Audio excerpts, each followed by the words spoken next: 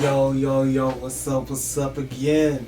It's good to see you all. Thank you for pulling up. Y'all got my boy Mook. I'm JB. It's good for y'all to pull up with us again. And we're going to get into some more basketball topics. This NBA playoff season has been crazy. Bro, we got game 6, game 7s coming through. Man, you know what? Let's just hop into it. Before we do, how you feeling, bro? I'm feeling good, man. Thank God, man. We in Houston, as you know. Thank God we didn't get none of this bad weather, man. Everything good, man. God is good. Absolutely. All right, so we're gonna hop right into this basketball mix. Let's go ahead and start with the East as we do. Now, my boys lost the Cavs. You know, it was basically injuries. That's what held us back. You know, we had Allen hurt, Mitchell hurt. We had Kessler very hurt for at the end. I mean, we just, you know, we ran out of players. If we didn't, we would have went ahead and stomped them in. But you know, every dog has his day or whatever. We thought they were. What, injured? Because that's all I saw. Man, that have been full strength, man. Full strength, we're getting the dub. You know what would have happened. Full strength, we're getting the dub. We would have won 6. Right. We would have won 6. They had to fight for their lives while we had 3 of our best 4 players. Man, y'all was so trash. Donovan Mitchell, they didn't want to play. He faking injuries. He supposed to be hurt, but he on the sideline every time they call a timeout. Nah, he jumping half. Nah, he plays hard. He couldn't hurt himself further. He got to save himself for next season when we pick up another vet and strengthen up the squad. You'll see. He probably said, "Look, man, I'm gonna save myself. Ain't no use to going out there getting embarrassed. This team don't have enough." I get it. Blah. Whatever. Yo, salute to the Celtics. Y'all did your thing. You took care of business. You on to the next round. We could just skip that for now. Let's talk about these Pacers and Knicks. Pacers found a way to push it to 7. They stopped playing like an AAU team. Bro, what you think, man? What you think? Because we both picked the Knicks. Man, you Knicks, you're messing up my takes. I had y'all in 6. I don't know what's going on. Y'all need to get it together. Yeah, the Knicks are going back to the Garden for this game 7. Man, so what you think is going to happen? Because Josh Hart, man, he looked like he was really hurting in this game. Man. What you think is going to come of it? Man, I'm ready for them to get this series over. I'm glad game 7. Because either they're gonna show up or they're gonna go home. Either way it go, they need the rest, man. They're running out of bodies, man. I hope everything is all right with Josh Hart. Yeah. I know they're probably gonna get testing and do some results and see what's going on. Man, Jalen Brunson, man, we need you to go for 45 at least. 45 at least. I'm calling. Last time you called. 45, man. I'm saying Jalen Brunson go for 45. They seal the deal. So I hear what you're saying. This next game, this game 7, is going to be completely about the others. Because even if Brunson does go for that 45, like that's going to be nice for his stats. However, it's going to be tough because you're still gonna need the others. Josh Hart was giving you about 10, 12 rebounds a game. Right. You know, at the guard spot, being able to do that. And if he can't go, they're going to miss that.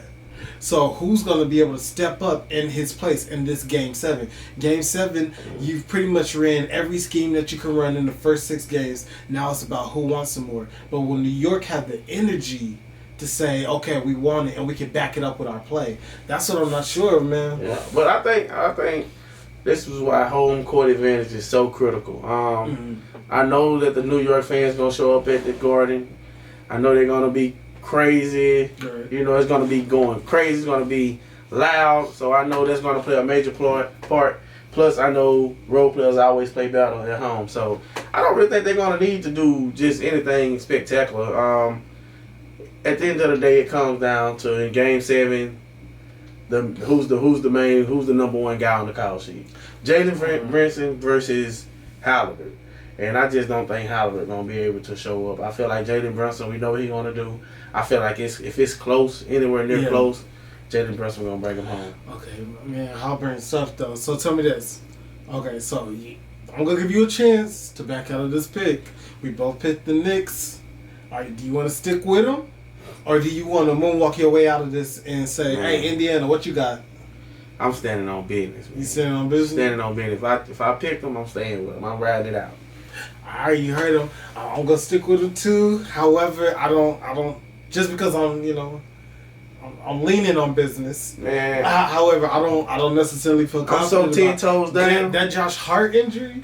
Bruh, that's huge. I'm so 10 He's toes been the down. second best player in this series. I'm so 10 toes down. I'm saying Knicks Well, win in a rout. They're gonna rout. Route? Man, winning by 10 plus. 10 plus. I mean, 10 plus isn't a route. If you're going to talk a route, like put something big on it. Say they're going to win in 20. 10 plus, man. 10 plus. Okay, in so a game 7, that's So big in a game 7. they're going to get it done is what you're saying. It's over with. Okay. Foregone conclusion. Okay. I think the Knicks can do it. Do I think they will do it? Man, that's to be seen. I'm going to stick with the Knicks because that was my original pick. And I'm not going to let this one... the injured. Scared money don't make no money, JB. Bro, Scared money don't make no money. I hear what you're saying. That sounds good. However, bro, this is gonna be tough. But Knicks, we tentatively rooting for you. So tell me this. So Knicks win. Mm-hmm. They get to this next round with Boston. Right. What are we looking at? Who you got? And then how many? Man, I got Knicks. I got Knicks in 7. Knicks in 7. They don't have home court, but you're gonna stick with Knicks in 7 out loud. Man, in front of the camera. I've been saying since day one. Jalen Brown, and Tatum. Josh Tatum, Jason Tatum will never win a championship together. Okay, so I'm gonna write this out. Mook said out the side of his neck. Knicks in 7. Okay, cool. So I said it here first. You got it from me. Alright, cool. So I'm gonna go ahead and say Boston cleans up in 5 if they don't play with their food. If they play with their food, it's gonna be pushed to 6. So it's either 5 or 6. Josh Hart is hurt. It's for sure. Look, I ain't gonna let you get away with that. No. Go ahead. 5 or 6. You can't be like, 5 or 6. You gotta, man, come on, man. 6. 6 games. Okay. 6 is safe. The reason I said 6. What I said. Yeah, I'm gonna sit on 6 because the Celtics gave up 1 at home in the first round. They gave up another one against Cleveland in the second round. Porzingis, they anticipate for him to be back either the 3rd or 4th game in this series. So just off of that and messing with the lineups, having different guys come in and out, and the Celtics are liable to give up a game at home and then take care of business. Right. I'm gonna go with Celtics and 6. New York. Stand up. So what do you think would be the reason why New York's gonna be able to beat Boston? Because I can't see it. Man, for one, I just don't think that the Boston Celtics been tested yet in the playoffs. I don't think that's a good thing. I feel like every team need to be tested. As far as the more and more you go, I feel like you need to be tested. They yet to be tested. Jason Tatum really haven't played that well in the playoffs thus far. I mean, he's been putting up points, but he's really been inconsistent with his scoring. He's been shooting a horrible percentage. Of course, Porzingis is out, but I think that kind of plays in the favor of the New York Knicks because that's going to be a lot of rust coming back, and the Knicks play a very physical brand of basketball. I think the key matchup going to be, and that's if New York comes out in Game 7 and do what we expect them to do. Of course. I feel like if they come out a little lethargic and rusty from the rest, I feel like they're going to bounce on them on Game 1. I feel like they're going to steal Game 1 from the Celtics. And I feel like the matchup between Drew Holiday and Jalen Brunson is going to be one for the ages. Because we both know that Drew Holiday is one of the best premier defenders in the whole NBA. So it's going to be a challenge. But and also I'm going to see if they're going to match them up one-on-one because nobody's been able to stop Jalen Brunson one-on-one. So that's going to be the matchup I'm looking forward to seeing. The more you talk, the more I lean towards the Celtics. Hey. Let me break it down. You said Drew Holiday, Jalen Brunson. Jalen Brunson's going to hoop because he's a hooper. Drew Holiday is going to have something to say about that. Yeah, and Drew Holiday can also play physical. So he's definitely not scared of that. Boston has the better athletes. Mm-hmm. Boston has the better scorers. Mm-hmm. Boston has the better others. White is better than every other on the other team. Absolutely. You really don't have to think about this. You really don't have to. Don't force. It's unnecessary. So with that being the case, they're gonna take care. I'm still gonna respect New York enough to say they're gonna find a way to push it to 6. Do they really have to battle others? It's gonna be 6. Yes. Yes. If do you consider Jaylen Brown the other, or do you said Brown? Yeah. Is he Brown's not the other. Brown and Tatum are others, but everybody else around them. But who's the other than Derek White? They got Drew Holiday. Drew has been hooping. You can't disrespect Drew Holiday. You know, I like Drew Holiday. He's just been a guy out there. I mean, of course, on the defensive end, he do show up. So he plays within his role, and he plays well within his role. Al Horford also has been playing good minutes within his role. Derek White, good minutes within his role. Man, no, we're not doing this. We're not doing this. Boston has a role. Listen, I'm gonna give you a chance because you my boy, you my brother. Hop on this. You can hop on the bandwagon, bro. Bro, you can hop on the bandwagon. This is your last chance. Man, you know this is your loyalty. Man. Listen, you don't have to be loyal yet. The series hasn't started. You can hop on the bandwagon, bro. It's not too late. Help me help you. Loyalty. This goes to show you. Loyalty, man. You can't help everybody. Hey, man, if I said it, I stand on it, man. Ain't no backsies, bro. No backsies. Okay, you stand on it, bro. Yeah. But however, I got my guys, man. I'm going who I'm going with, man.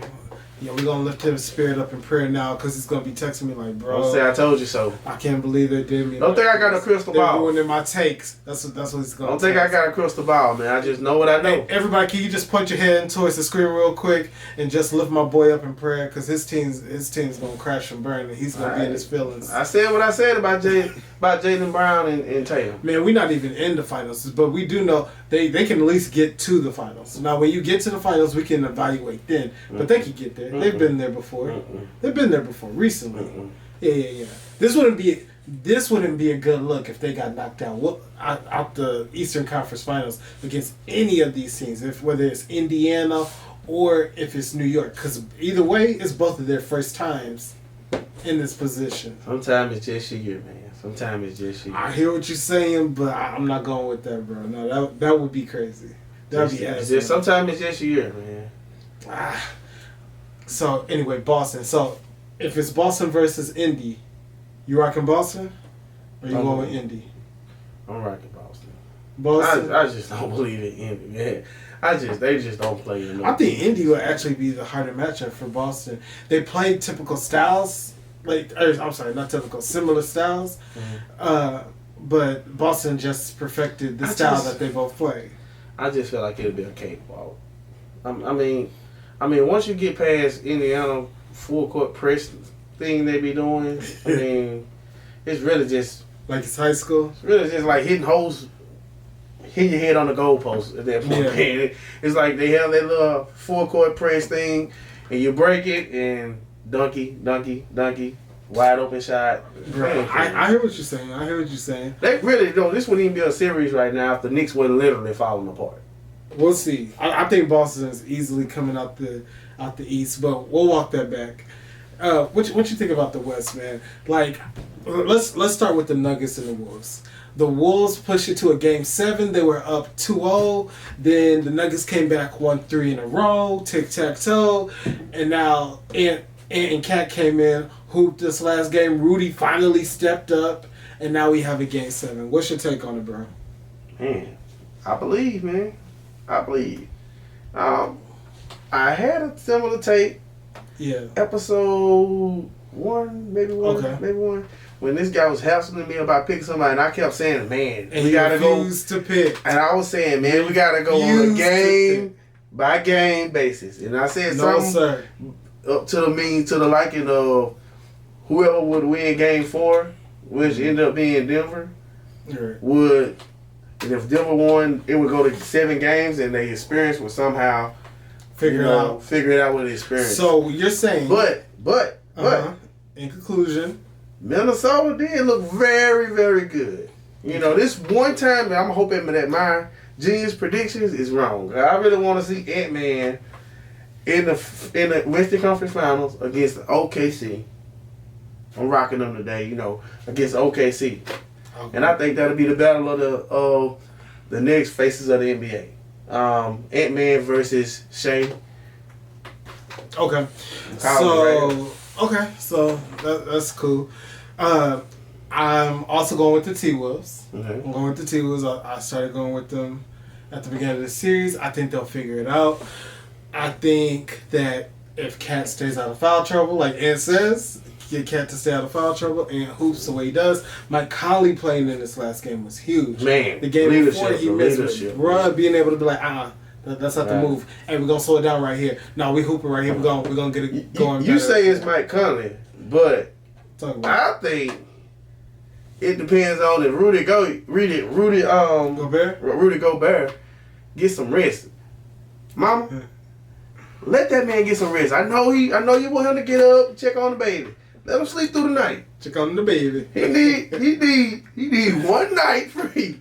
All he did is 1 night. I don't know what he did for Game 6. Do that again, because he showed up, man. I mean, he was holding his ground. I mean, he played well. Cat also had a lot of the responsibility against Joker as well. However, I mean, Rudy, he has 4 Defensive Player of the Year awards. Mm-hmm. 4 of them, more than any other defensive player all time. Mm-hmm.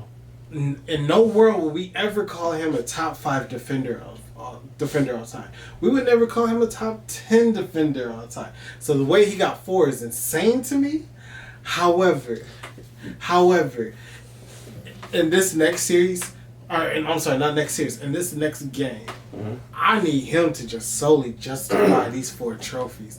The way that the Lakers were able to beat the Nuggets a couple of years ago really was Dwight Howard. That was Dwight Howard and JaVale McGee's assignment against Joker. And they use their athleticism, they use their length in order to block shots, make it uncomfortable, push them out the paint, get physical, make them mad, piss them off a little bit, you know what I'm talking about? So do stuff like that in order to disrupt his flow to where his brothers even wanted to run on the court to see if they can box. Whatever it takes to throw this man out of his rhythm. Because everywhere else, if you could stop him, if you could upset him and then lock up everybody else, you could win this game. But back to Rudy Gobert.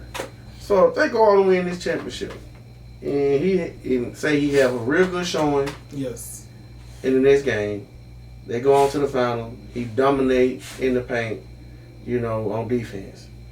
He might do go down as one of the best top 10 defenders, because like I said, he's a 4-time defensive player of the year. I mean, you really can't deny him. I mean, his resume is his resume. Okay, so let's break this down.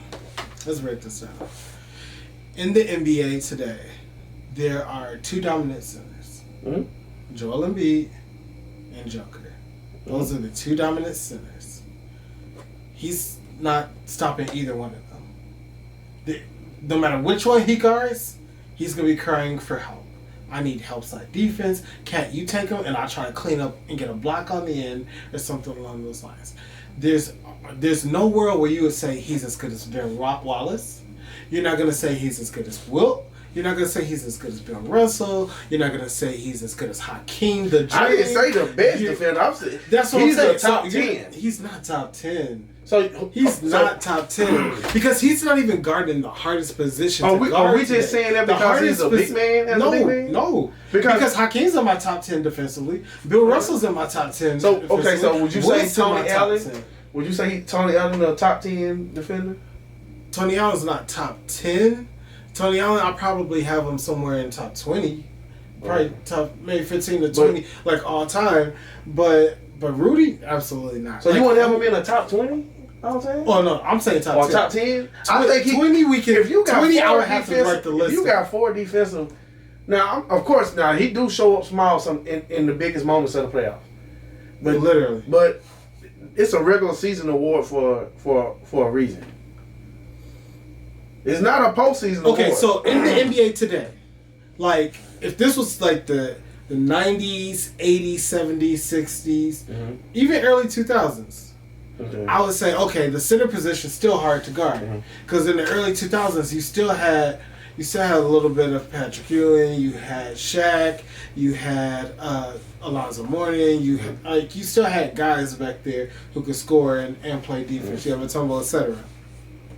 But in the NBA today, the hardest position to guard is either going to be the point guard, because all of the point guards now can pretty much score, or it's going to be the wing if you have like a versatile guy. I would still say more of the point guard because they're going to control everything. But I still say to the point of, and Rudy's not guarding them.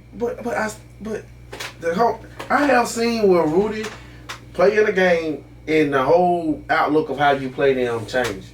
What game was this? Just throughout the regular season as well, where when he's in the paint, guys are not just going to the paint all willy-nilly. I mean, it's the reason why this man is a 4-time. I mean, I understand one time, maybe twice, but 4 times. And that's an insult to the award. If they win, that's an insult to the award. If they go on to win a championship this year, yes, and he plays a good finals, he will go down as a top 10 defender of all time. He's still not going against who's he going against? Okay, look, so let's say okay, they beat the Nuggets. The Nuggets are out of it. Let's say they play OKC. He's not going against a great big man at OKC. Chet's good, not great. If they play Dallas, he's not going against a great big man. The best 2 players on their team, the best 3 players on their team is either going to be. Man, you cannot control. You cannot control what area. You cannot control what decade or when. I'm not talking about decades. I'm talking about who he's playing against. So because he's not going to have to guard the first. You can only play who's in front of you.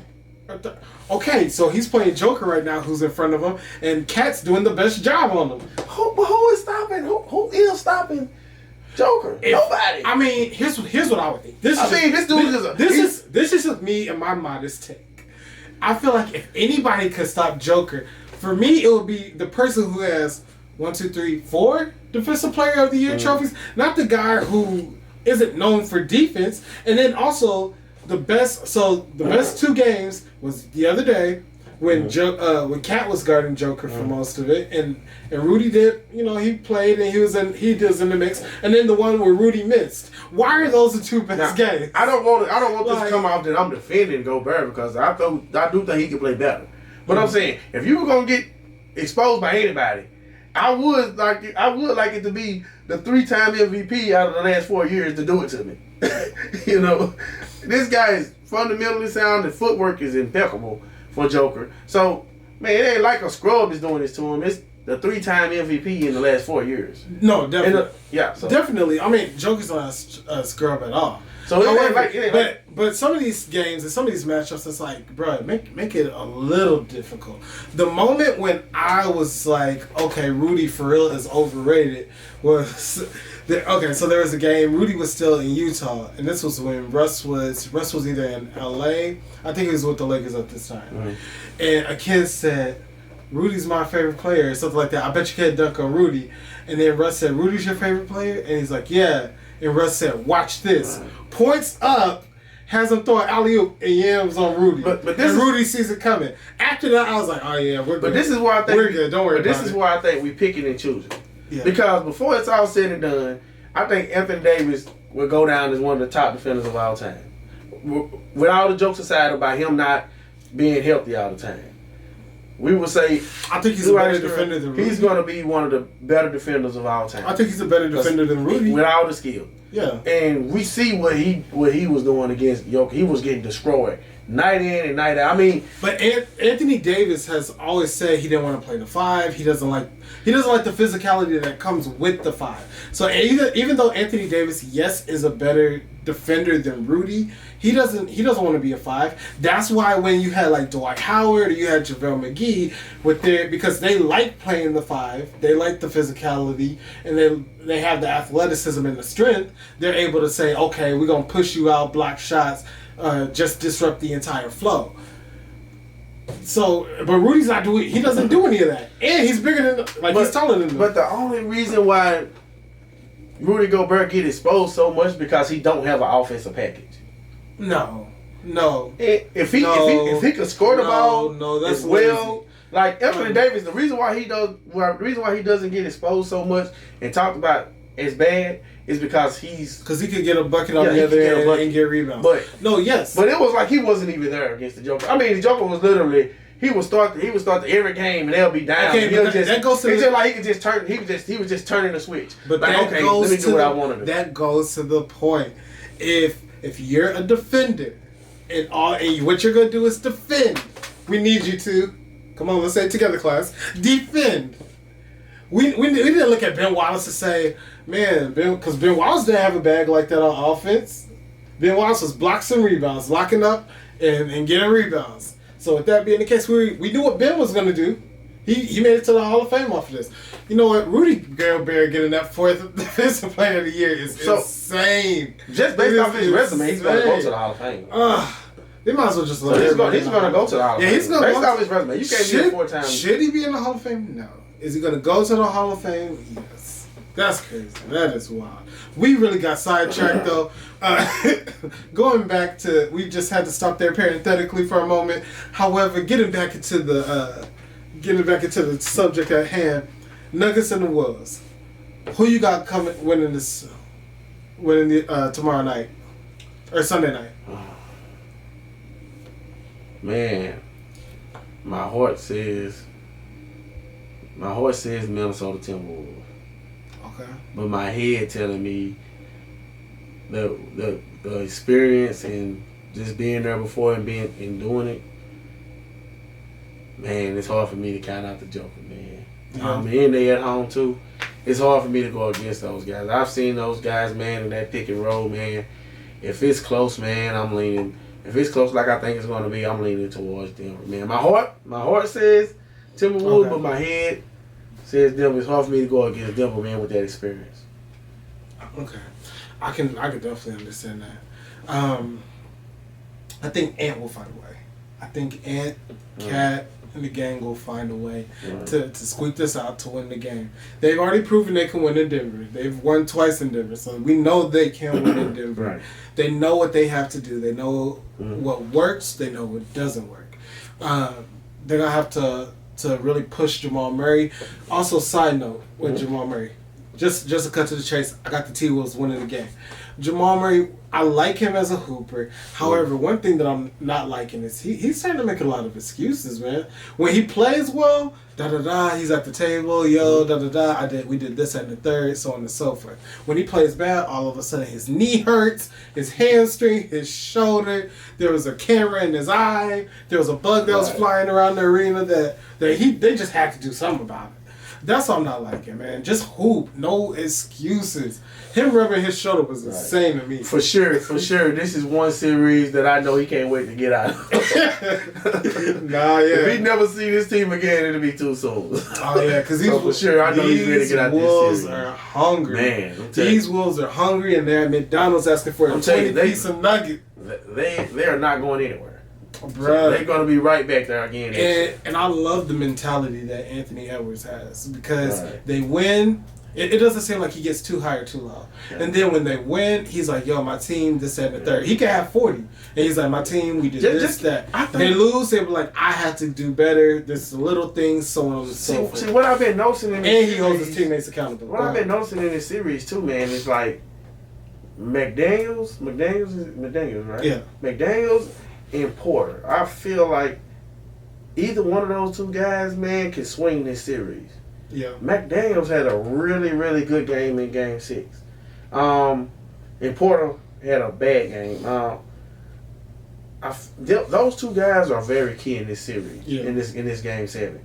I'm gonna be paying them that matchup very, very close attention. Okay, yeah, no.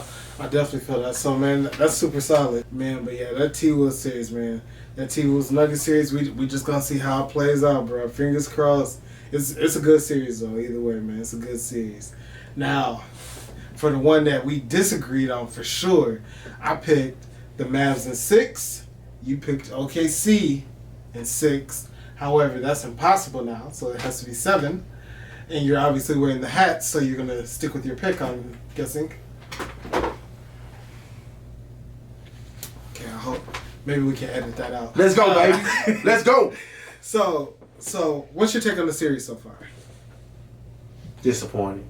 Okay. Elaborate. Expand on that. Sometimes I just feel this is a team. I don't think the moment is too big for them, but I don't know. Maybe, coach, man, you got to rein these guys in more. You need to be ready to blow that whistle, man, and call the timeout, man. Sometimes I feel like the moment gets a little too big for them, but I know the moment ain't too big for them because I've seen them play from behind. I mean, they're one of the best comeback from behind teams. It seems like, man, like I said this last time, they get behind and they try to come back on one possession. It is very frustrating that time watching them because I know they have all the pieces and all the tools. And another thing is Chet Holmgren. He's been shooting the ball so flat. I mean, he's shooting line drives. I'm like, man, get on the shooting machine, pick that shot up a little bit. I mean, they'll be dead on if he just put a little more air on him. I feel like he's playing really tight. Okay. I feel like if he loosen up, it'll be a much better game. And Wills, I feel like he's overthinking. I've seen him have wide open shots and turn down shots because you can tell he's clearly in his head. Yeah.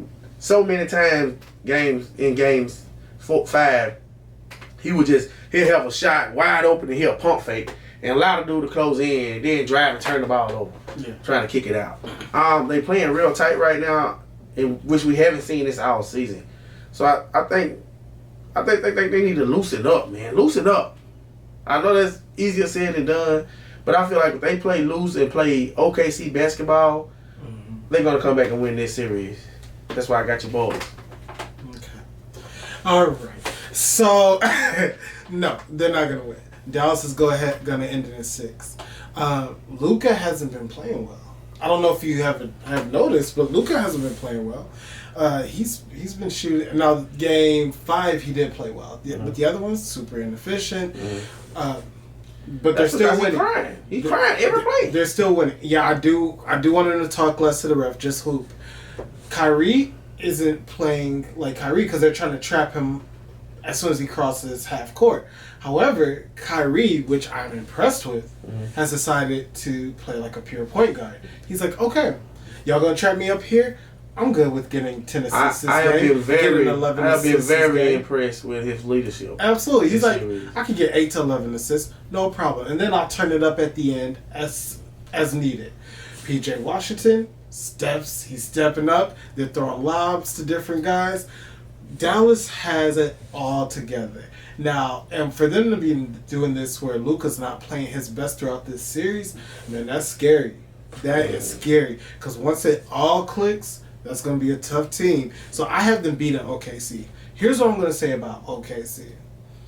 OKC has the potential to either be the Celtics or to be the Warriors. And here's what I mean.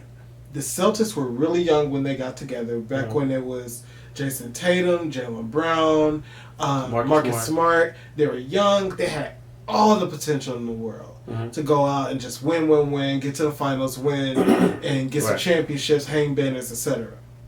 They kept falling short. The one time they made it, they lost. The other times they found different ways to lose to different teams in the Eastern Conference Finals. So OKC could turn into them, or they could turn into the Warriors, who were also young when it was the Draymond Green, Steph Curry, Klay Thompson core, and then they brought Iggy over, and then they started winning rings, Harrison Barnes, and they started winning championships. They could go one or two routes. It's going to be really interesting to see which route they go. I think that OKC, one, they're just a little younger right now, so another year is going to right a lot of that, one. And then secondly, if they can get, because that Warriors team had Iggy on it, who, even though he hadn't won the championship, he was a Swiss Army knife to where he could play different roles. And then off the bench, they had veterans, Boris, no, not Boris Diaw. He also played with the Spurs. Barbosa.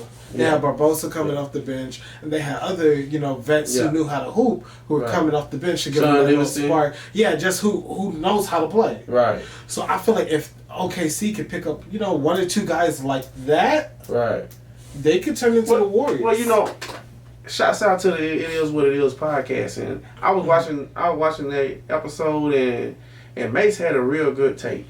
What's up? And the question was, what is OKC missing? And Mace really had a great point. He said the one piece they missing is Josh Giddey developing a jump shot. He is struggling to shoot the ball. He has no confidence in that shot.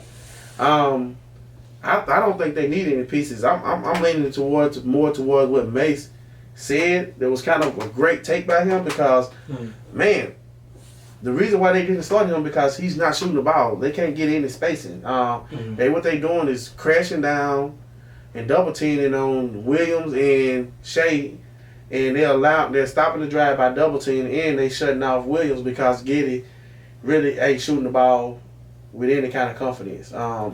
He was saying about over the offseason, get him a ball and somebody get down to catch the rebound and just tell him to just shoot.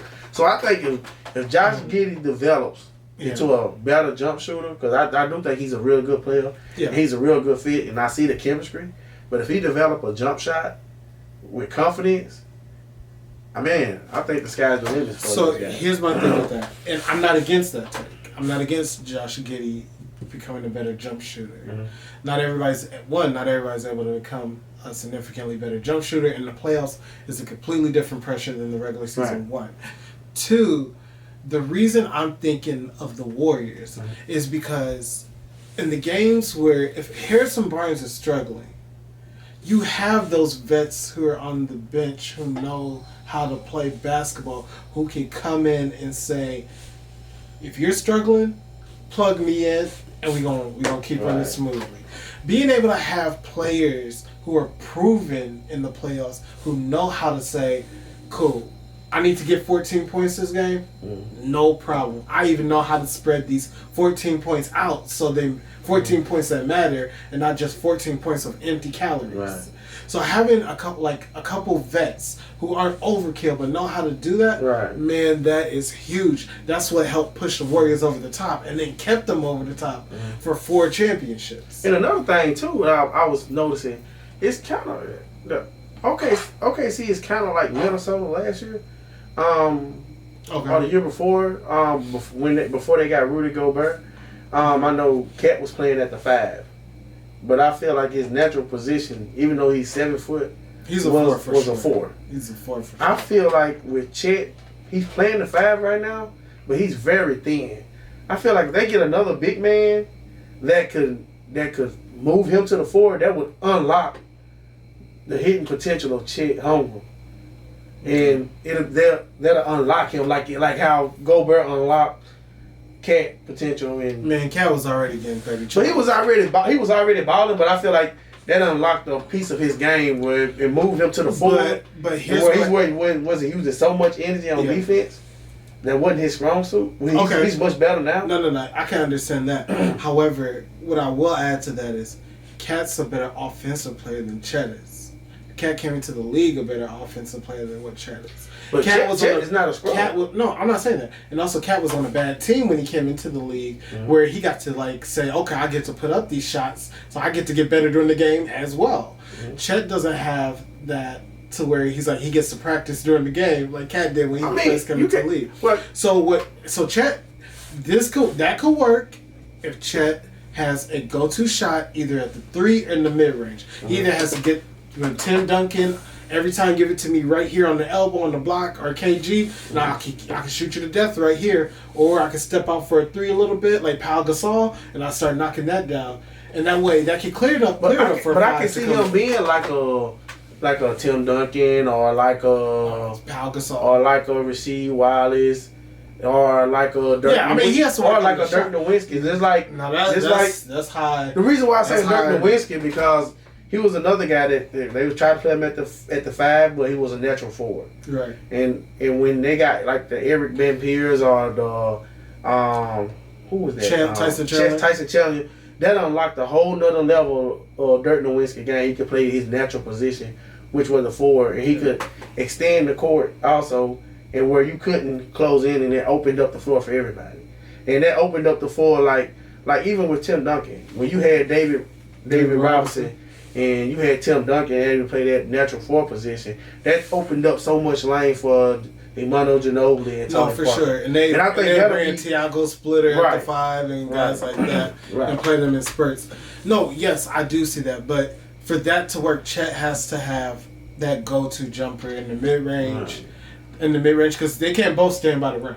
So he needs to have that go-to jumper in the mid-range or at the three-point line that he can go to and make it work. Because all the guys that you named had the mid-range J down pat to where it doesn't matter who's in front of you. I'm pulling up and it's going to go in for the most part. It's just stutter step, boom. You know what I mean? So that's going to be the thing for them. But I think OKC, next year is going to really be the telling year. Yeah, they're a couple pieces away. Even though I think they have everything they need this year too. So to win it all. To win it all. I don't think. Here's the thing. Like I said, these guys being the number 1 seed in a loaded Western Conference this year. The Suns once upon a time. It was a lot of good teams, good to great teams. Yeah, good teams, but playoff teams. Good teams and championship teams are like for real playoff teams aren't the same things, man. We've seen the Grizzlies have great years, but we're like, even though you had a great year, we know once you get this matchup in the playoffs, you're not really ready for that. You can beat up on all these teams in the regular season for a game. You can beat even these teams. But styles make fight. I mean, even that Memphis team that was ranked pretty high last year. Yeah. Man, they just ran into the Lakers. Styles make fights. And then the Lakers ran into the Nuggets. Right. So, and I believe that Memphis team would have beat Denver. Because I believe Jackson and they was demolished too with injuries too as well. Yeah, it's a part of the game though. Yeah. It's a part of the game. I'm just saying, don't be surprised if OKC come back and win this series. And you heard it first. Man, listen. Ignore that. Denver's gonna win. Once Denver, wow, Denver's gonna win. That's crazy. Erase that. Didn't mean that. Dallas is gonna win. Dallas is gonna win. Man. They gotta knock it out. Says Luka got this. Kyrie got this. PJ Washington. Going with his heart and not his head. It's easy. They're up. It's one game. They're going back to Dallas. They got this. Okay, bruh. Don't say I told you so. Just tell me that right now on this series. Do you want to put lunch on it? Or do you want to save this for the finals? We'll save it for Game 7. You can save it for Game 7? This is not going to be a Game 7, so you just didn't want to... We'll save it for Game 7 that's going to be at home in OKC. That's wild. We'll follow up. Yo, okay, so man... So in conclusion, you got the Thunder, I got the Mavs. Bruh, but okay, so let's kind of deviate from this real quick.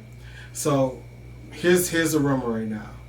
So people are saying that Donovan Mitchell, if he doesn't sign a long-term deal with the Cavs this year, they're gonna look to trade him in the offseason. One of the contenders, you have the Rockets, you have the Spurs, a couple teams that are gonna try to make a run at Mitchell if he decides not to sign. Do you see, if he doesn't stay with the Cavs, I want him to stay with the Cavs. However, if he does not stay with the Cavs, what's the best landing spot for Mitchell? I haven't really thought too much into him because I think he's going to stay with the Cavs. I think they want to try to run it back with Jared Allen when he come back and be healthy. Yeah. I like this team. The only thing I wish that the Cavaliers would do when I actually watched them is I wish that Garland would be more aggressive when Mitchell is in the game. We seen what he can do when Mitchell went down. If he's more aggressive, sometimes I think he defers to Mitchell too much. Okay. Wait. At times he's just watching. And Mitchell's a great player, but we need Garland to play much better. We need him to be more aggressive as well. So I have a friend who almost every day he's hitting me up. Hey bro, on behalf of the Rockets, we would like to trade you Jalen Green, another player, and like a first round pick or two for Donovan Mitchell. And I told him I hit the guys back in Cleveland to see if we're gonna let that ride. So I'm getting the calls, but I think I want Mitchell to stay in Cleveland. If he doesn't, then I could see him wanting to go to a place like Miami, or I don't know about Houston, only because you're going into a young team that didn't even make the play-in game last year, and 10 teams are able to try to compete for a play-in game. So I just don't think. I think the Rockets are gonna be good next year. However, I don't think that's for winning the championship. I don't think that's a move for him.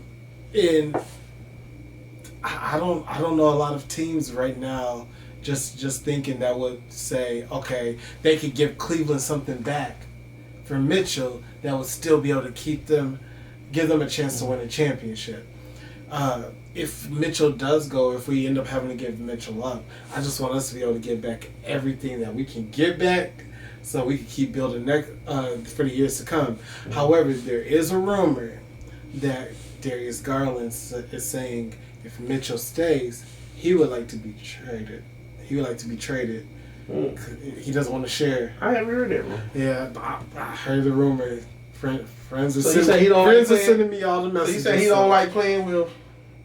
So I don't think it's necessarily that they don't like playing together. I feel like for him it's more so he probably doesn't like the your turn, my turn, your turn, my turn. Having to defer to Mitchell because Mitchell is the better player. Just bluntly, Mitchell is a better player. Darius is a heck of a player, however. Mm-hmm. So, and I think there's a lot of teams that can use Darius. So, how real do you think the rumors are? Watching the games, I think that there is a solid 70 to 75% chance that those rumors are true. Hey, what I need y'all to do is put in the chat if you think that Mitchell is going to be leaving or if you think Gardner is going to be leaving. And if you do, tell us about it, which way you're going and where would be their best spot to land at. And then when you put where they're going to land, I want you to have a package prepared that's coming back to Cleveland. Don't just throw out all these teams being like, oh, Darius Garland will look great in a Laker uniform. And also, side note, hold up. I feel like Stephen A right now. Is this my camera? Yo, side note. Brian, don't come to Cleveland games recruiting players. Don't come to Cleveland games sitting on the sidelines saying, hey, Darius Garland, hey, you want to play in the Lakers next year? Or going, hey, Donovan Mitchell, you trying to play for the... If you're not planning to come to Cleveland, if you're not planning to come back home, don't come to our games recruiting. Amen? Church? Maybe he was recruiting himself. Now, if he wants to come home, listen. No, keep that same energy. No, that's it. If he wants to come home, bro, we still got your room ready. You got the 2 lockers. You can still have the 2 lockers wherever you want the lockers. Well, you gotta have 2 roster spots. Okay.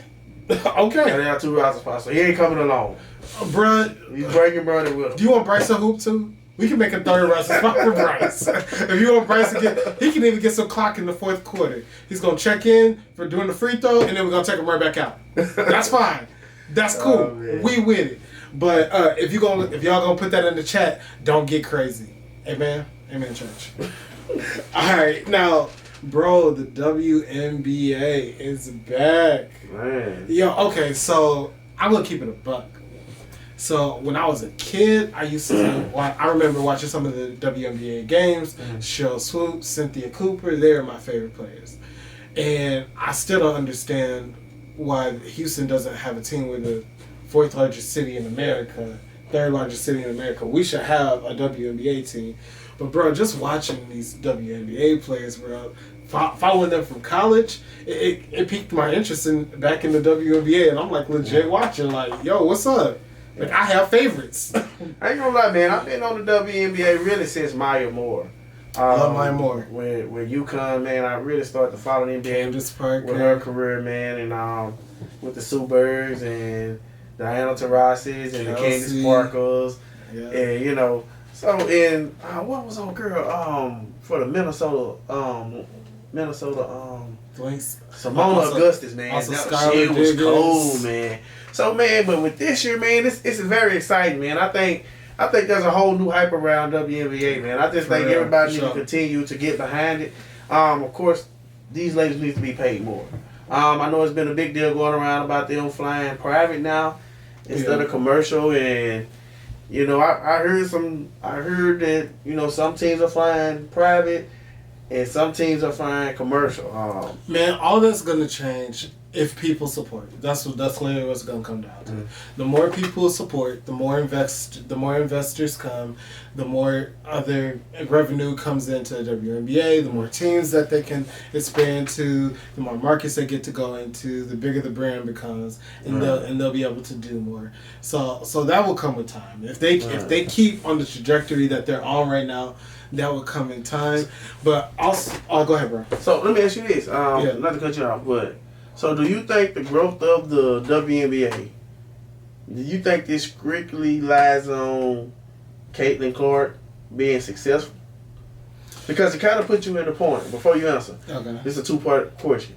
Because it kind of puts you in the point, like if I'm her co-part, if I'm playing against her, do I kind of let her shine and get her points and, you know, show out? Or do I really come in and try to lock her down? Because I feel like her success is ultimately all of our success.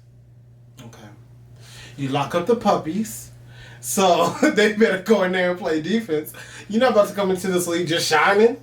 Like, what you think this is? Then everybody's going to be like, ooh, everybody who's before her was weak. Or everybody who's before her was really trash. Nah, you locking up the way that they've been doing. Now, what I will say is the WNBA should rally around her, the vets who we all know, like the Audra Wilsons, those, and then Diana Taurasi, and then they should also rally around these new girls who are coming in. These new, well, you know, girls they got to be following. They are hooping like Angel Reese, Rickea Jackson. It was a big deal in the first week where, you know, Caitlin Clark game was televised, but hers wasn't. And people started on YouTube, I felt Facebook. I felt some kind of way about it. You know, it was kind of like I ain't gonna because I don't want to go into no. You know, we're gonna go into that. But. However, that's Bayou Barbie. So you better put her on TV. Yeah. So no, like the WNBA, they have like all of these, and that's what they've been missing, honestly. Now, part of what they've been missing, they have like these players who like we really have a vested interest in. Right. Like Rickea Jackson, that is one of my favorite basketball players in the WNBA. I'm just like lock up everything. I just watch her like just hoop. Skylar Diggins, and I'm telling you the truth. Whenever she hoops, and if I'm Angela Reese and if I'm Caitlin Clark, every time we play, I'm getting on the phone before the game. Say, hey, you need to do I Can't See Me. We need. Oh yeah. We need to make this a big time beat. Do your trash talk, because one thing that always helps, villains and heroes. Yeah. What kind of worked for the NBA is having Larry Bird and Magic Johnson. Yeah. One was half the country, that's their villain. The other half, that's their hero. Yeah. Jordan was a villain to the entire NBA and was a hero to Chicago and little kids out there everywhere and people who love shoes. How many times do they play this year? How many times do they play each other? They're the same. That I don't know how many times they play each other. That I do not know. I know every game drop that. Every game should be a sellout, man. I mean, like that's gonna be must see TV. If they put a team in Houston, it would be. I mean, put a team in Houston. Like I saw that they put a team in Canada. That's dope. That's cool. We love that for Canada. However, put a team in. H-Town. Let's go. Like what are we waiting on? Yeah, put that team in Houston. But shout out to the WNBA. Also, I feel they say 50 Cent is a resident of Houston. I mean, him and Trader True, you know, Big Dogs. That would be fun. Jay Prince together, you know, having 50 Cent as a owner. I don't know, because he might. I guess the marketing will be crazy. He might end up trolling his own players. I don't want him talking trash. You gonna be money to his own players. No. Maybe I don't know. Well, let's revisit that one. No, but shout out to the WNBA, y'all. Ladies, we love y'all. Y'all hooping. Keep doing your thing for sure. Yeah. So we're definitely gonna have some more content. Usually the WNBA season starting. There's no knock on the WNBA. Usually the WNBA are starting. And you really won't know the season going on unless you just, you know, flicking through the channels and you happen to stop on ESPN too or ESPN. Like, oh, I ain't playing. But, you know, I always did feel like they do a much better job marketing college women's basketball than the WNBA. Yeah, but it's also easier to market college women's basketball only because when you go to a college team or when you go to a college, you automatically have that fan base. Right. So if I go to... If a woman goes to like the University of Tennessee, you automatically have their fan base. But when you go to like Minnesota or Connecticut or Vegas, you don't automatically have that fan base because that's not school at that point. And let me ask you this: do you think they should move the start of the NBA season back a little bit, like to at least after the playoffs? The WNBA season, right? Because it comes in around the playoffs, so they kind of be honest. I would like that because like the sweet spot right before the NFL season, but honestly, right after the NBA season. Honestly, I would like that one better. Only because it's like the NBA just ended. We would just finish that high, maybe have like a week off, and then we'd be like, and then you get to that, dang, I miss basketball, and then boom, the ladies come in like, hey, we in the mix, bop bop bop, come here. Wow. Right. And then we're back in there. I'm all for it. So I would definitely most definitely the marketing plan would be that'd be a great thing. Like especially how they have the game for on the ABC network. If they got the championship this year, I'm not sure if it'll be either ESPN, TNT, or would it be ABC like it's been. But that'd be a good marketing. Like hey, WNBA come on right after the NBA finals come off, and of course it'll be the Las Vegas Ace versus whoever the hottest team was at the time. Shout out to her. She's hooping. And shout out to, I think it was the mayor of Vegas. He gave all the ladies on that squad $100,000 a piece. And said, and just because, he gave them that just because money. He said just because it's Wednesday. So he gave them that bread and he said, y'all win again. Y'all gonna get another little, icing on top. Right. Shout out to that. That's a dope move. Maybe the mayor of Las Vegas should start a trend and start challenging all the owners, all the mayors of every team. Hey, if you win, let's start getting these players some incentive, some more money. And if the WNBA ain't gonna be able to pay them with the contract, hey, let's step up for our teams. No, that's dope. Let's start doing that. That would be dope. Also, shout out to the ladies who are getting these Nike shoe deals. There have been some Nike shoe deals. Audra Wilson, she got her shoe out. Audra Wilson, hey, you go, girl.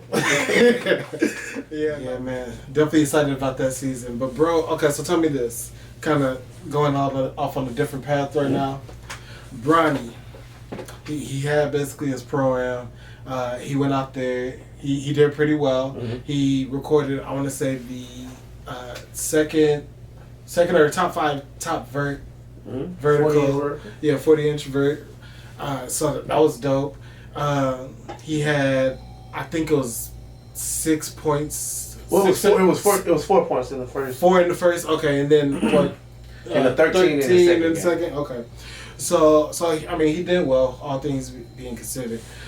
What do you think about Bronny and being a pro? Do you think he should go ahead and stick with the pro business, or should he go back to college, get another year under his belt, and then look to go to the league? At first, I thought, man, this dude averaged 4 points.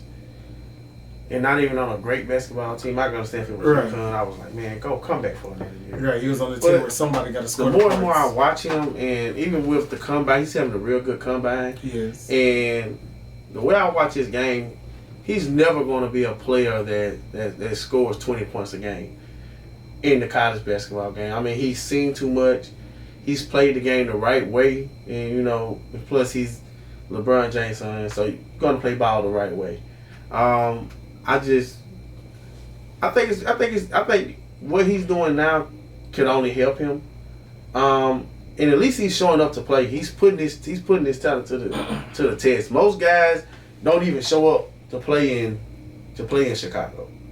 Like all the big name guys wouldn't dare play in Chicago because they run the risk of getting exposed. Okay. So the fact that he's even stepping out there and being able to say, hey man, I'm not standing on being LeBron James' son. Yeah. I'm gonna go get it for myself. And I feel like even with the combine shoot around, he shows he had the ability to shoot with the best of them. In the combine, he's had a real good combine. I know he did take a little foul back. He was only listed 6'1". I know in college they had him listed at 6'4". So of course that was kind of a downside, but the athleticism there and the comps. I know I heard somebody saying he had a comp to Gary Harris when he came out. He's a defensive first player, and it ain't like he's delusional. To the point where he says, "Hey, I don't think I'm going to be a 20-plus player." He's in his mind frame. He knows what type of player he is. He know he's going to be a player that helps the team win, can come out there, be a strong defensive player first, and just play smart basketball and be a complementary piece. So I think that'll work for him. Okay. So yes. Okay. So this is what's hard about it. Going and doing well in college doesn't mean that you're going to do well in the league, and vice versa. You can be average in college, go to the NBA, hoop out of this world, and vice versa. However, with Bronny, if he can get drafted, by all means, that's the ultimate goal anyway. Mm-hmm. Go ahead and get drafted, go to the league. The only thing that I'm concerned about for him is the fact that he plays the right way and he's 6'1".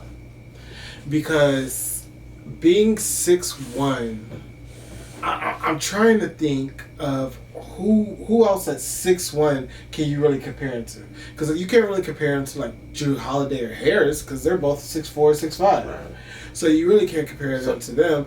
And yes, he's athletic, but that's only going to take you so far and for so many years. And then for shooting, like you shoot well against the cones, but cones aren't going to guard you in the game. I need to see how you're going to shoot when someone's running at you. What is the average height of today's point guards in the NBA? The average height of the point guards, that I'm not sure about. I would probably guess 6'3", around 6'3". However, 6'3", but think about the point guards, and this is kind of going to early. The point guards he would have to go up against. He'd have to go up against Kyrie. You're not locking up Kyrie. Nobody is. You're gonna have to see James Harden. James Harden's bigger than him, so he's gonna back him down. He would have to see Steph Curry. That means he's gonna have to run all day, and you're still not gonna stop Steph Curry. You're gonna have to see. But the league is full of point guards. But it's so hard to stop any of the point guards. But he's coming in at 6'1" as a guy who has defense. If he was like 6'1" and had defense and a killer shot, I would feel better about it. I'd be like, okay, so I know if nothing else, even if he's not stopping this guy, because like you said, it's hard to stop someone, especially at the point guard spot. I know that he can at least give me. He could probably still give me 15 a game off of being able to just go get his bucket back, hit some threes, doing the little stuff like that. We saw how hard it was for like a guy like Austin Rivers, who was really good in college, and Austin Rivers is like 6'5". Austin Rivers is 6'5", but even him, it was hard for him in the league. So I just think it's gonna be really, really difficult for him in the league. Like once he gets in the league, I think he's super athletic, but we know athletic guys in our neighborhoods who are able to make it to the league just because they weren't big enough and they didn't have that second skill for them. If they're undersized, they didn't have that second skill to go along with that athleticism, whether it's a killer shot or if he has like a crazy basketball IQ to be like, okay, I see the whole court, so I'm going to be able to set somebody up every time. By the time we end this game, I'm going to have a cool 12 assists. But I can see him being a third round guy. They have a third round, right? Second. Just 1 and 2 round. Yeah. So I can see him being a late second round pick. I can even see him being like a second. Now this is a bad draft year. Like a second team rotational player. Maybe somebody. Of course, he's not going to be a day one player. Of course, he's going to have to get on the team. He's going to have pretty good mini camp. Have pretty good, rookie camp, and all that. I think he can be a rotational player. I think somebody can draft him and develop him. Because I do think that he necessarily don't want to play with his dad his first 2 years. I think LeBron is gonna sign like a 2-year deal, and where he can opt out on the 3rd year of this next contract. So I think he's gonna be with the Lakers for the next 2 years. Give Bronny time to, get on the roster, fill himself out. His body fills out more, be more in tune. He don't got to worry about class. Yeah. He get to be straight about basketball, and then his dad come to join him anywhere else. At least if I'm a team, that's my plan. And let's get LeBron on a farewell. But so you're doing this for Bronny. You're not doing this for Bronny. If we're just talking strictly Bronny, just strictly Bronny, because the Bron thing, that's something different. If we're just talking strictly Bronny, I think that what would be the biggest thing for him is if he kind of throws out the playing the right way, because playing the right way is winning. Right. The only right way is winning. Like if you lose, you gave a good effort, but it's not the right way, because the only right way is to win. To be clear, so if that is the case, then I want him to be more aggressive as a point guard. Right. I need him to score. Yeah. Like in this NBA, if you're gonna be a passer, you gotta be Chris Paul, you gotta be like Derrick Williams, you gotta be Rondo. Those guys are bigger, but you gotta be one of those guys. If you're not gonna be one of those guys, you have to be a scorer. Because at 6'1", who else are you guarding? And I get what you're saying, man, about the strictly Bronny. Let's just be real, man. If it weren't for LeBron, Bronny wouldn't even. Can we just be real? Keep it a buck. Feel your feelings. He wouldn't be at he wouldn't even made the McDonald's All-Star game. In high school? Yes. He would have made that high school. It was players that he was tough in high school. He was at one of the best schools in America. I'm saying, do you think he was? Because if he would have went to a bad school, if Bronny would have went to, well, not a bad school, but like a regular school, like if he would have went to it already been rumors where they were saying that he really didn't deserve it. This ain't the first time this came up. I mean, people are gonna discredit him until he for real shows out because of his dad. So that's not. I'm just saying. Okay, the only way we can take LeBron out this picture, let's take LeBron out and say Bronny, just Bronny, throughout his whole high school, college career. Okay. Right. 4 points. Limited minutes, playing within the system, and heart condition coming off of that. Even when that stretch when Ellison got hurt in the college football season, in the college basketball season this year, he started like 5 or 6 games. Mm-hmm. I mean, he was still. I don't think he had a 20-point game. I mean, but it's college. College doesn't really. It doesn't have to translate to who you're going to be in the NBA. I get it. My thing is just for the NBA, because the college part, I don't even care about that part, honestly. The only reason, like... I want to see Bronny do good. I know I'm sounding like I'm the bad guy, man, but like I'm just a realist, man. Like I want to see Bronny. Like, okay, I'm watching. I'm begging for him. So, Pete this. So, because what I said was, if Bronny's going to succeed in the NBA... He can't just be on defense because of his size. He's either going to have to add a shot or become a visual person who sees everything and becomes that type of point guard. Do you think he has that in him just based on what you're saying?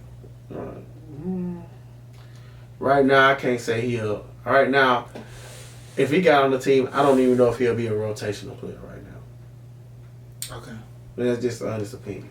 Based off right now what I'm seeing from him, cause he's good, but he does nothing great from what I've seen. Okay.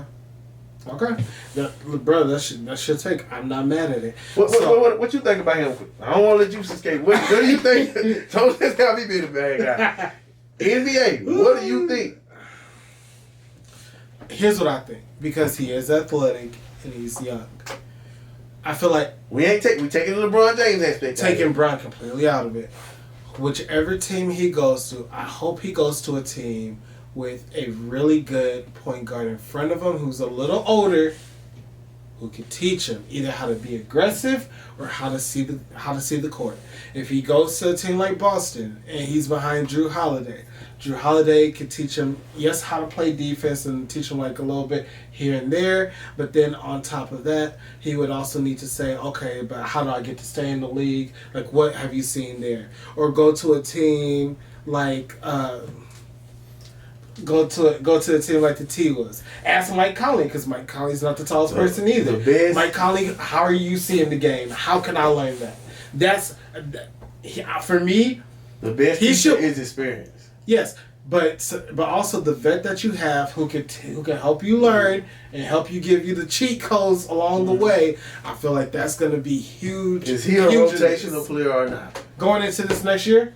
I don't think within so. the next 2 years. Within the next 2 years, maybe, because that jump from year 1 to 2 could be really big for some players. But going into next year, like immediately, are we putting him in the rotation? I would say no. I want to be proven wrong because I want the young man to succeed.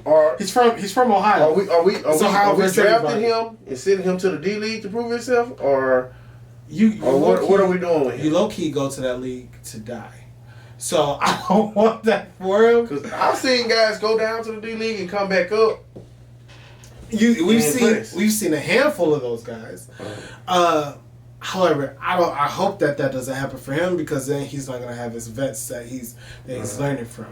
I hope he gets to a team with a point guard in front of him that can teach him. Like having like Luka in front of him at point guard, Luka can't teach him because Luka is like 6'8", 6'7", 6'8". So that's a size thing that he can't learn. But if he goes to somewhere with a smaller point guard like a Jalen Brunson, Dame Lillard, Darius Garland-ish, Mike Conley, somebody along those lines, I feel Drew Holiday. I feel like those guys can kind of help. So now I'm gonna ask you a hard question. Him. What's up? If he goes to the NBA, get drafted, and they send him down to the D League, what type of numbers do he need to put up in the D League to prove that he can play in the NBA? I don't think, because he plays the right way. I don't think it's about. But what type of numbers? What type of impact do he need to have? It depends what type. It depends what type of player he's going to be. If he's going to be a pass first guy, the Chris Paul type vibe, because Chris Paul also played defense. Chris Paul was also undersized because Chris Paul's like what 5'11". So if he's going to be that, then he has to be that on steroids in that league. So then when he comes back up, he can navigate and know how to play, and he'll be able to like get into a system. Because playing the right way can only get you so far. But if he's not winning, because results, he's still not. If he's not winning in the D League and he's not putting up those great numbers, right? That still is a no go for me. Yeah, that's how. But if he's, how you end up. I can even see it to the point where if he's putting up crazy numbers and they are losing in the D League, I can still see it. Okay, this is all we really wanted to see, because I don't think it's necessarily about him putting up points, but him playing the right way is not conducive to him winning either, because he wasn't winning in USC. Because you got to have the results at the end of the day. It's results business. You got to win. Yeah, no, for sure. And part of the reason why Bron got away with playing the right way, quote unquote, is because he's 6'9", 250, and can jump out the gym, and he can force. Yeah, so playing the right way, Bron could be like, oh, I'm doing all these passes, looking for people, scoring, da-da-da-da. But he can, but Bron just being Bron and how athletic he is at his size was able to impact the game so much that it's like, okay, playing the right way is basically whatever I'm doing at the time. Because Rondo played the right way, but it was conducive to winning. Chris Paul played the right way, but it was conducive to winning. Right. No. Lonzo Ball played the right way, but it was conducive to winning. You always go too far. Like UCLA. You always go too far. When he went to Geno Hills, the line was conducive to winning. Doing so well. No, I'm just saying. You named Rondo, Chris Paul, and we don't have to do all. But all jokes aside, though, it's got to be conducive to winning. Like, no, for sure. We can't keep making this excuse. And I hate to be the bad guy once again. We can't keep making this excuse about he plays the right way, but he ain't winning. Yeah. So either you gonna need to score points, or we gonna need to win. That's all that matters. The right way. Winning is all that matters. Right. Second place is trash. Right. Winning is all. If I'm Rich Paul, he get drafted. They send him to the D League, bro. Both winning, both playing the right way. Go out, get 30 every night. Do it. Go off. They can't deny you. Show you could be a bucket. Or show that you could get all these assists and get your team in the right way, and then also get a couple steals on the back end and put somebody on the glass. Right, because once you get into the pros, once you become a pro, even in the D League, once you become a pro, it's no longer about, oh, he just plays the right way and you're still losing. Then why you playing the right way? For sure. Go get your 30. No, for sure. So Bronny, low key, for real, I'm wishing him, I'm sending him all the good vibes, wishing him all the best of luck. I want him to show out and succeed in the league, have a 15+ year career, go off. Yeah. Now, Bronny, I want you to have a good year too, but summer league time come. Let's not get. I want you to. I hate to say this. Forget what your daddy told you. Go show us you can put up 25 to 30 a night, and then we can get back to playing the right way when the regular season starts. That's wild. Nah, I feel you, bro. Okay, so tell me this. So, I just want to end on this. So I saw earlier this week, Stephen A. said that if he played LeBron 1-on-1, right? He has 99 points and he needs 1 point to get to 100, and he had 30 chances. Not make it take it. He feels like he can score on LeBron. Me and I feel like everybody else in the world think that's insane. Like, he won't be able to dribble against LeBron. How are you going to be able to score this 1 point? So my question, because for the answer isn't LeBron for anybody who's not in the league, or unless he's just playing around. Okay, so what NBA player do you feel like if you had 30 chances to score 1 point, and the best NBA player you could think of, you had 30 chances to score 1 point, who do you feel like you could score on? It ain't a player in the NBA that I wouldn't be able to score 1 point on if I had 30 chances. You feel like you can score on Bron? I feel like I can score on any player in the NBA. And Bron's guarding you from, like, check Cross my heart, hope to die. This is crazy. I feel like it ain't a player in the world This is crazy. that I could score 1 point on. Not win. I'm not the loser. No. I didn't say beat. 1 point, So, and I get 30 tries. So you get $1 million if you score this 1 point. He gets $100 million. But he gets $100 million if he locks you up. You feel like you getting that 1 point still? Man, go cash my check. Put it in my name. I'm already getting my license out to go get that $1 cash. He's scoring on Drew Holiday. 30 tries? He's scoring on Bron. 30 tries? He's scoring on Ant. Hell, I'll throw a shot up backwards and make it. Shit, Christmas come once a year. Ain't nobody. So what's the plan? You gonna catch and shoot? Man, ain't nobody stop me. What are you gonna? I got 30 chances to think about it. That's insane. I don't care if I gotta get somebody to put a banana on the floor. Throw a banana on the floor, and you slip over it. All I need is one shot. Well, listen, there's some NBA players, and I can put up a jump shot. I'm a scrub compared to these NBA players, right. But I can put up 1 point. Right. I refuse to say I could have scored 1 point for $1 million. Hell. I mean, listen, my tactic would immediately be I'm throwing an elbow. We going back to 90s play style. It's gonna be bully ball because I'm throwing that elbow and I'm. So you think you can't score with 30 tries, 1 point? And I'm calling my hope to die. If it's I don't care if it was Matumbo when he was in his prime wagging the finger. 1 point, 30 tries. Man, give me the ball. You know what? I feel like I could. I feel like there's a reverse layup where I could trap them on this side of the rim and do that. I feel like I have at least one of those in me. Is there a shot clock? No shot clock. So you can I'll run side to side, dribble. You just gonna make a man of that. You like, bro, you gonna get tired eventually. 1 point. Come on, man. 1 point, man. I'm willing to put my life on. I'll score 1 point. 30 tries. I'll score 1 point. I feel you. Okay, so in the chat, just to let us know, the best NBA player that you could think of that you're like, okay, this person I can score 1 point on. If you're selling this, Bron, if you're selling this, and this could be all time, as a matter of fact, if it's Hakeem, you like, oh, I get a bucket on Hakeem. I'll get a bucket on Prime Jordan. Whoever it is, put it in the chat. We want to know. Outside of that, yo, thank you for kicking it with us. We really appreciate you. My boy Mook, I'm JB. Nothing nice. Please like, comment, subscribe, share with your friend, your loved one, the person down the street, and we gonna see you next time. We out. Peace.